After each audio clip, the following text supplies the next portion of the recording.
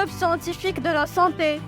Les élèves de la 3e année collège du complexe scolaire Al-Qalam vous présentent aujourd'hui une journée de sensibilisation concernant la maladie d'arrêt vasculo-cérébral, l'AVC.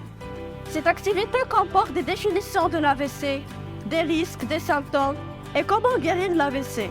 Elle comporte aussi des recherches des élèves, des modèles des cerveaux et des dépliants.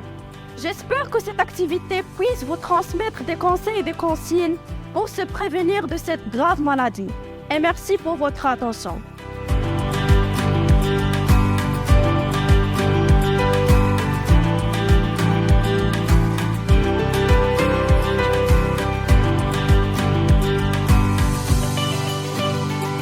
L'AVC, c'est l'accident vasculaire cérébral, en confondant avec attaque cérébrale. Elle survient lorsque la circulation sanguine vers ou dans le cerveau est interrompue par un vaisseau sanguin bouché. C'est le plus fréquent.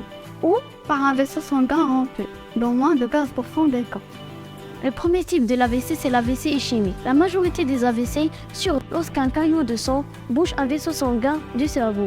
Il s'agit de l'AVC ischémique. L'occlusion découle parfois de la présence d'une plaque qui se forme dans la paroi interne d'une artère. C'est alors que le caillou arrête le flux sanguin dans une partie du cerveau. L'AVC hémorragique, qui est le deuxième type, survient lorsqu'il y a une rupture d'une artère dans le cerveau.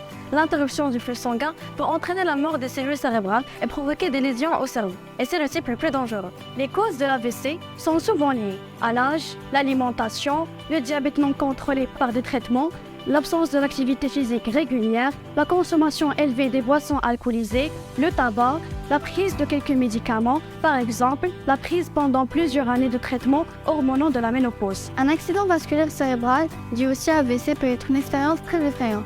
Elle se produit lorsque l'apport sanguin au cerveau est entravé ou complètement coupé. Parmi ces symptômes, on a une déformation de la bouche, par exemple lorsqu'une personne sourit, le sourire n'est pas symétrique, ou une faiblesse dans le corps, dans les jambes ou dans les bras. Par exemple, lorsqu'on demande à une personne de lever les deux bras, l'un des deux bras ne peut pas être levé ou il retombe. Des troubles de parole. Quand on demande à une personne de répéter une phrase ou de parler, elle a des difficultés à comprendre. Quels sont les facteurs qui augmentent le risque de l'AVC ? Le manque de sommeil, le stress et même l'épuisement. Le risque augmente avec l'âge. Après 55 ans, le risque est multiplié par 2 chaque 10 ans. Les personnes qui souffrent de troubles de rythme cardiaque ont 5 fois plus le risque d'avoir un accident AVC. Un AVC sur 4 est directement lié au tabac.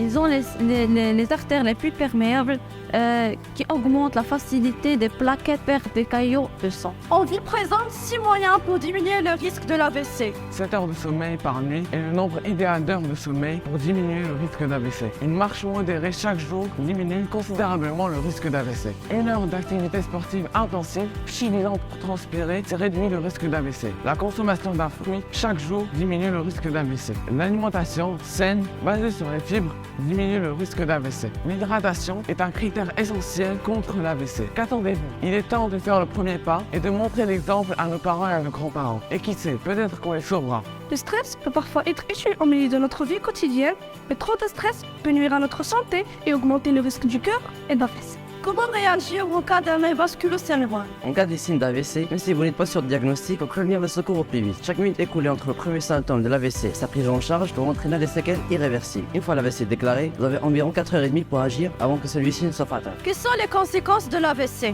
Un accident vasculo-cérébral peut entraîner des handicaps temporels ou permanents. La durée et la sévérité des conséquences d'AVC dépendent de combien de temps le cerveau a été privé de circulation sanguine et de quelle partie a été affectée.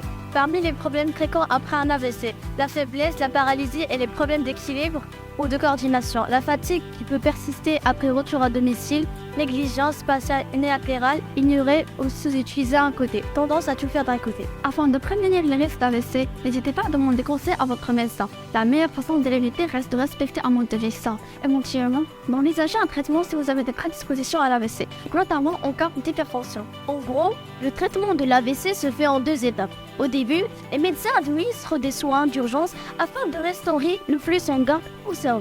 Ensuite, dès que possible, on commence la rééducation. On entraîne le cerveau à s'adapter et à se remodeler. Quoi qu'on ne puisse pas ressusciter les tissus cérébraux morts, le cerveau possède la capacité de développer et de fortifier de nouvelles voies neuronales, afin que ces régions indemnes puissent reprendre la relève des fonctions affectées par l'AVC. Du coup, la rééducation post-AVC se fonde sur ce processus pour traiter les séquelles de cette maladie. Merci pour votre attention et espérons que